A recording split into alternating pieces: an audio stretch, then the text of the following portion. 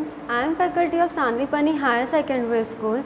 Today I am gonna teach you class 8th social science. ठीक है, class 8th में social science पढ़ेंगे. The chapter name of our the subject is Major Challenges Before the World. क्या है chapter name? Major Challenges Before the World. इस chapter में we will study related to the study about the environment. इस chapter में हम लोग environment के बारे में पढ़ेंगे. पॉल्यूशन किस तरह से क्रिएट होता है, पॉल्यूशन होता है तो what are the different types of the pollution and what do you understand by the globalization. This several types of matter we will discuss in this chapter.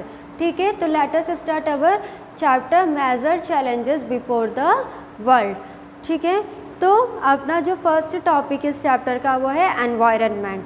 ठीक है, everyone knows the Hindi meaning of environment.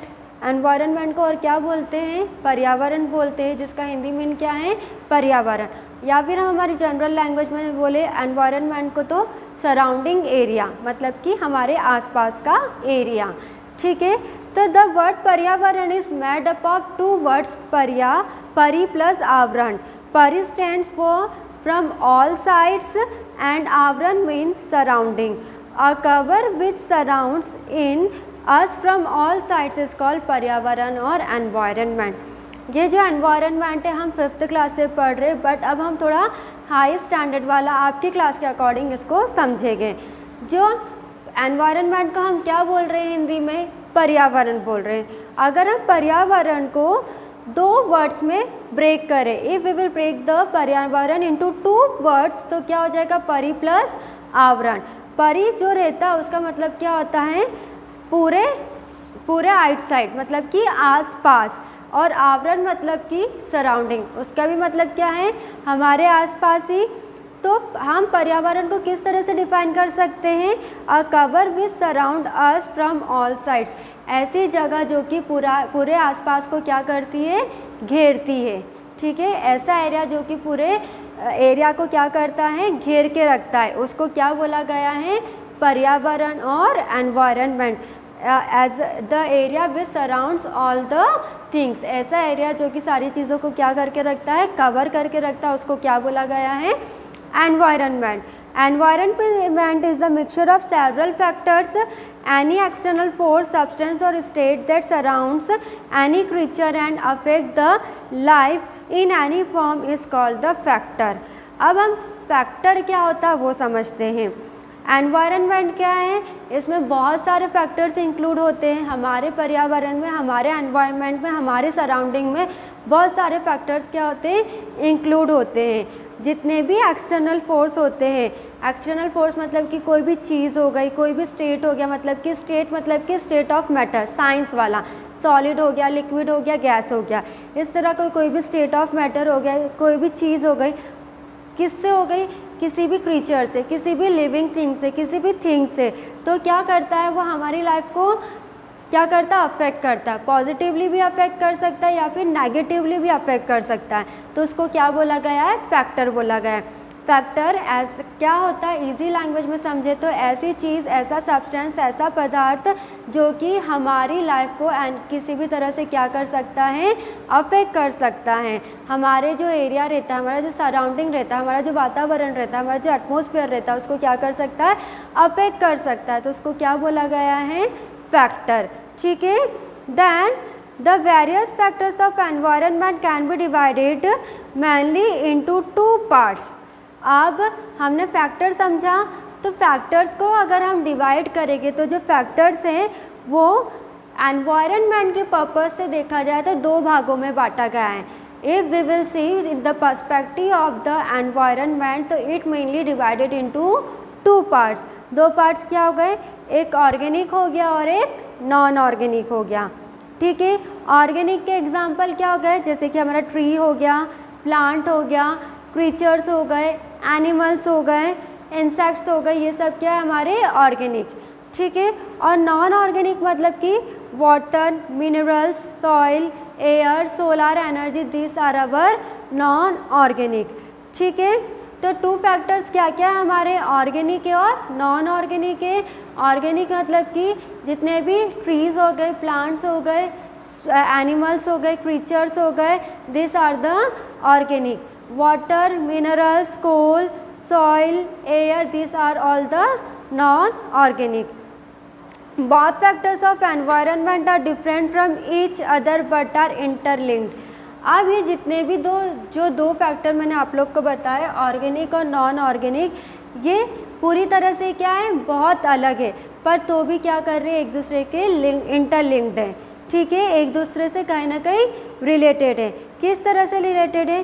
क्योंकि in the natural conditions the life of a creature is not affected by a single factor but all the environment factors together affect it. These factors affecting the creature also leave an impact on each other.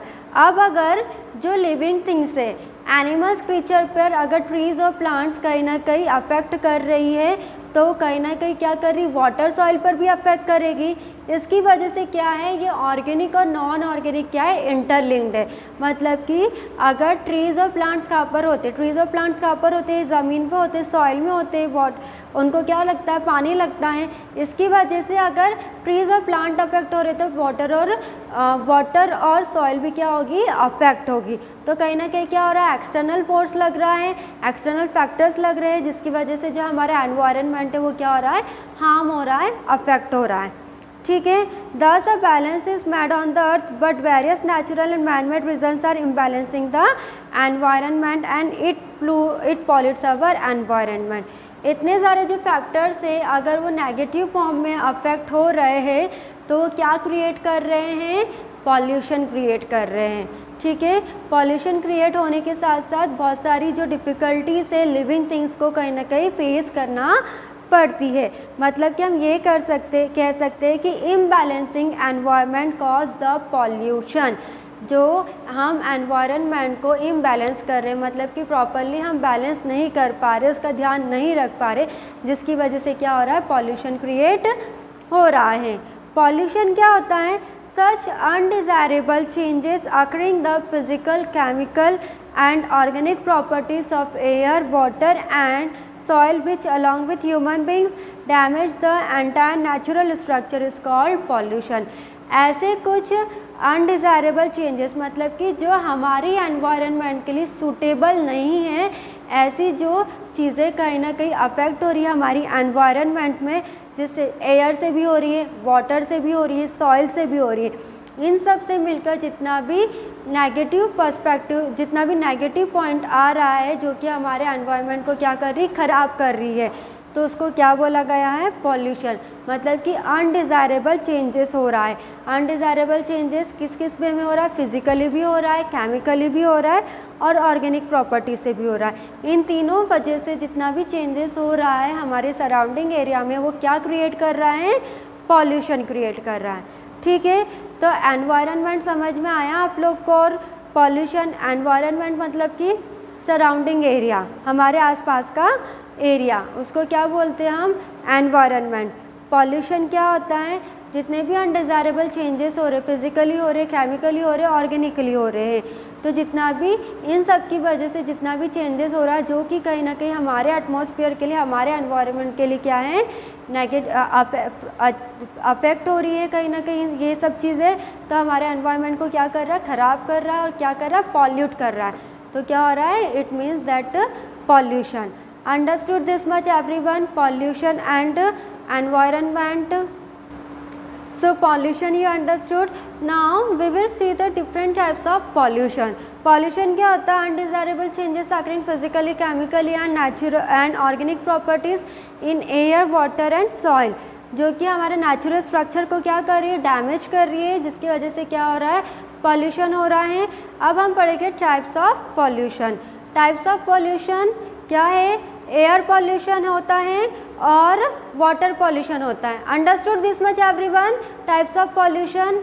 So types of pollution में हमारा जो first type of pollution which we discuss that is water pollution.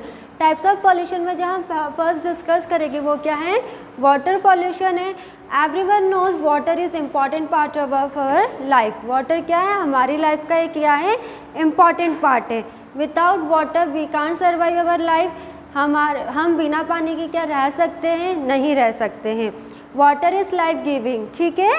The nature has provided immense source of water in the form of surface and underground water, but human beings by their constant activities are polluting the water। जो water रहता है, water क्या रहता है हमारा, क्या immense source है, मतलब कि बहुत इंपॉर्टेंट सोर्स है। Without water we can't imagine our life. पर ह्यूमन बींग्स की एक्टिविटीज़ के कारण कहीं ना कहीं हमें क्या देखना पड़ रहा है, वाटर पॉल्यूटिंग का सामना करना पड़ रहा है, पॉल्यूशन ऑफ वाटर फेस करना पड़ रहा है because of the human activities. Human activities जैसे कि the water pollution is that state in which the physical, chemical and organic properties of water share negative changes and this water leaves harmful impact on human beings, creatures and vegetation. मतलब कि जो water pollution है वो क्या कर रहा है, physically भी अफेक्ट कर रहा है, केमिकली भी अफेक्ट कर रहा है, और हमारी जो ऑर्गेनिक प्रॉपर्टीज़ है उसको भी क्या कर रहा है, अफेक्ट कर रहा है, जिसकी वजह से हमें क्या देखना पड़ रहा है, नेगेटिव इम्पैक्ट देखना पड़ रहा है, नेगेटिव चेंजेस देखने को मिल रहा है, जिसमें कि कहीं ना कहीं हम ह्यूमन बींग्स हैं उनको भी फेस करना पड़ रहा है, जो क्रीचर्स हैं उनको भी फेस करना पड़ रहा है, और जितनी भी वेजिटेशन होती है इन सब चीज़ों को हमें फेस करना पड़ रहा है। तो वाटर पॉल्यूशन क्या है, वाटर पॉल्यूशन जो कि अंडरग्राउंड जो ह्यूमन बींग्स की एक्टिविटीज़ जो रहती है जिसकी वजह से हमारे सराउंडिंग में, हमारे एनवायरनमेंट में वाटर पॉल्यूशन क्रिएट हो रहा है, ठीक है। अब जैसे कि sources of water, sources of water में कैसे हो सकता है, सोर्सेज क्या क्या हैं, नेचुरल सोर्स भी और ह्यूमन सोर्स भी है, ठीक है। There are two types of the sources. पहला क्या है, नेचुरल सोर्स है और ह्यूमन सोर्स है। नेचुरल सोर्स कैसे हो सकता है, few natural substances pollute water, this include different gases, soil, minerals, vegetation, dead animals. The water is also polluted by soil erosion. Natural sources जैसे कि अब क्या होता है, कभी कभी जैसे कि आप देखते होंगे जो रिवर है, जो लैक है, जो पॉन्ड है, वहाँ पर क्या करते हैं ह्यूमंस, अपने जितने भी काम रहते हैं, जैसे वॉशिंग ऑफ क्लॉथ्स हो रहा है, वॉशिंग ऑफ यूटेंसिल्स हो रहा है, या फिर जो अपने एनिमल्स होते हैं उन लोग को भी वो क्या करवाते हैं, बात करवाते हैं, जिसकी वजह से क्या होते हैं, कहीं ना कहीं जो नेगेटिव इम्पैक्ट हो रहा है वो कहीं ना कहीं रिवर में क्या हो रहा है, ऐड हो रहा है। जितने भी सॉइल्स हैं उनमें क्या जा रहा है, गंदगी जा रही, तो वो भी कहाँ पर फेंके चले जाती, पानी में चले जाती हैं। जो हमारी इंडस्ट्री में से फ्यूल निकलता है, जितना भी गैसेस निकलता है, तो वो भी कहाँ पर ऐड हो जाता है, पानी में ऐड हो जाता है हवा के साथ साथ। और ऐसा होता है कि कई जो डेड एनिमल्स होते हैं, डेड एनिमल्स भी कहीं ना कहीं वो उसमें एडअप हो जाते हैं, मिक्सअप हो जाते हैं, जिसकी वजह से नेचुरली भी हमें देखने को मिल रहा है वाटर पॉल्यूशन, ठीक है। Human source, at present the main source of water pollution is human activity. अगर सही मायने में देखा जाए तो कौन है इसका जिम्मेदार, ह्यूमन बींग्स ही है। ह्यूमन की जितनी भी एक्टिविटीज़ होती है उन्हें उसी की वजह से वाटर पॉल्यूशन फेस करने को देखने को मिल रहा है। अर्बनाइजेशन हो गया, एग्रीकल्चर हो गया, इंडस्ट्रियल हो गया, सोशल और रिलीजियस एक्टिविटीज़ हो गई, are the pollutants that pollute water. मतलब कि ये कॉजेज़ जो है वो ह्यूमन एक्टिविटीज़ की कैसी, इंडस्ट्रियल पर्पस से देखा जाए तो भी वाटर पॉल्यूशन हो रहा है, होम में देखा जाए तो भी वाटर पॉल्यूशन हो रहा है, और एग्रीकल्चरल पर्सपेक्टिव से भी देखा जाए तो वाटर पॉल्यूशन हो रहा है। इंडस्ट्री से कैसे हो रहा है, जितना भी वेस्ट मटेरियल निकलता है वो काय में ऐडअप हो जाता है, मिक्सअप हो जाता है, वाटर में हो जाता है। हमारे होम में से जितना भी ड्रेनेज जाता है, ड्रेनेज ऑफ वाटर, सीवेज वगैरह जितना भी जाता है कहाँ पर ऐड हो जाता है, वाटर में हो जाता है। एग्रीकल्चर में जो भी हमारे काम की चीज़ें नहीं रहती वो भी काय में ऐड हो जाती हैं, वाटर में ऐड हो जाती हैं। तो हम ये कह सकते हैं कि जो मैन फैक्टर्स है पॉल्यूशन ऑफ वाटर का वो कौन है, ह्यूमन है, ठीक है। अब जैसे कि वाटर पॉल्यूशन जो है उसमें वाटर पॉल्यूशन में हमने कॉज देखे, सोर्स देखे, एक नेचुरल सोर्स देखा और एक ह्यूमन सोर्स देखा। ह्यूमन सोर्स को भी हमने डिवाइड करा था, इंडस्ट्रियल में डिवाइड करा, एग्रीकल्चर में डिवाइड करा और होम में डिवाइड करा। तो पहले हम देखते हैं इंडस्ट्रियल वेस्ट में कैसे होता है। Different industries are the major sources of water pollution. बहुत सारी इंडस्ट्रीज़ जो होती है वो एक बहुत ही मेजर कॉज है वाटर पॉल्यूशन का। क्यों है, क्योंकि जितना भी वाटर इंडस्ट्री में फ़्लो होता है तो काय में उसको स्टोर करते हैं, एक जो बड़ा टैंक होता है उसमें उसको स्टोर करके तो रखते हैं, पर वो डायरेक्टली काय में उसको फ्लो करवा देते हैं, directly they flow into the river, Pond's and reverse. जितने भी केमिकल सब्सटेंसेस होते हैं उनको वो कंटेनर में तो स्टोर करके रखते हैं, पर जितने भी केमिकल सब्सटेंसेस होते हैं उनको काय में बहा देते हैं, रिवर, पॉन्ड्स, लैक्स में बहा देते हैं, जिसकी वजह से क्या होता है, वाटर पॉल्यूशन कॉज होता है। ठीक है, होम वेस्ट मटेरियल, होम से कैसे हो सकता है, घर से कैसे हो सकता है। Soaps and detergents are used in the cleaning of utensils at homes and hotel, soaps in washing floor and clothes. मैंने आपको बताया जैसे कि वॉशिंग ऑफ यूटेंसिल्स हो गया, वॉशिंग ऑफ क्लॉथ्स हो गया, तो उसमें हम क्या यूज़ करते हैं, सोप यूज़ करते हैं, डिटर्जेंट यूज़ करते हैं। तो हम हमारा जितना भी वेस्ट मटेरियल होता है वो क्या में मिक्सअप कर देते हैं, पानी में मिक्सअप कर देते हैं, जिसकी वजह से क्या होता है, हमारा वाटर पॉल्यूशन कॉज हो जाता है। ठीक है, तो सोर्सेस ऑफ वाटर पॉल्यूशन कितने टाइप के, नेचुरल सोर्स है और ह्यूमन सोर्स है। Natural source and human source. Now we will see the effect of water pollution. Effect क्या हो सकता है, वाटर पॉल्यूशन बढ़ेगा तो कहीं ना कहीं हमें डिसीज़ का सामना करना पड़ेगा। बहुत सारी डिसीजेस होगी ह्यूमन बींग्स में, जैसे कि जॉइंडिस हो गया, मलेरिया हो गया, टाइफाइड हो गया। ये किसकी वजह से होता है, पानी की वजह से होता है, पानी की गंदगी की वजह से होती है ये सारी डिसीजेस। तो अगर वाटर पॉल्यूशन इंक्रीज़ होगा, day by day water pollution increase होगा, तो बहुत सारी जो डिसीजेस है वो भी हमें देखने को मिलेगी। ठीक है, तो हमने सोर्सेज देखे और इफ़ेक्ट देखा। अगर हमें वाटर पॉल्यूशन को कंट्रोल करना है तो हम किस तरह से कंट्रोल कर सकते हैं। तो जितना भी हम केमिकल वेस्ट मटेरियल है उसको हम पानी में ना बहाएं, मतलब कि रिवर में ना बहाएं, लैक में ना बहाएं, पॉन्ड्स में ना बहाएं, मतलब कि हम अवॉइड करना स्टार्ट करें। जितना भी डेड बॉडीज़ है उसको हम इलेक्ट्रॉनिक मशीन में क्या, जितनी भी अगर एनिमल्स की जो डेड बॉडी है उसको हम इलेक्ट्रॉनिक मशीन जो रहती है उसमें हम उन्हें रख दें, तो वो क्या होगी, नेचुरली उसमें क्या हो जाएगी, यूज़ हो जाएगी उनकी डेड बॉडी।